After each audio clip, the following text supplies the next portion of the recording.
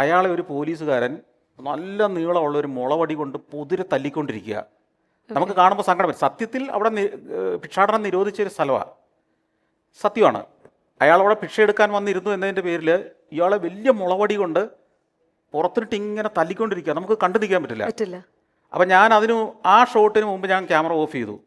അത് കഴിഞ്ഞ് ആളുകൾ പിരിഞ്ഞു പോയി കഴിഞ്ഞാൽ ആ ഇരിക്കുന്ന വൃദ്ധൻ്റെ ഷോട്ടും അയാൾക്ക് ഈ തല്ലിയ വടി അയാളുടെ തന്നെ വടിയായിരുന്നു. ഈ ഭിക്ഷക്കാരൻ്റെ വടി മേടിച്ചിട്ടാണ് പോലീസുകാരൻ തല്ലിയത്. പോലീസുകാരൻ തിരിച്ച് വടി കൊണ്ടുകൊടുക്കുന്ന ഷോട്ടും അത് രണ്ടും ഞാൻ എടുത്തിട്ട് പറഞ്ഞു ഇതിനിടയ്ക്ക് ഒരു സംഭവം ഉണ്ടായത് ഞാൻ കാണിക്കുന്നില്ല എന്ന് പറഞ്ഞു. അപ്പോൾ അതിനിടയ്ക്കും ചില കമൻറ്റുകൾ ചിലർ ഇട്ടു, എൻ്റെ ഒരു പ്രശ്നം കാരണമാണ് ഞാനത് ഷൂട്ട് ചെയ്യായിരുന്നത്, അതുകൂടെ കാണിക്കേണ്ടതല്ലായിരുന്നോ എന്നുള്ള മട്ടിൽ.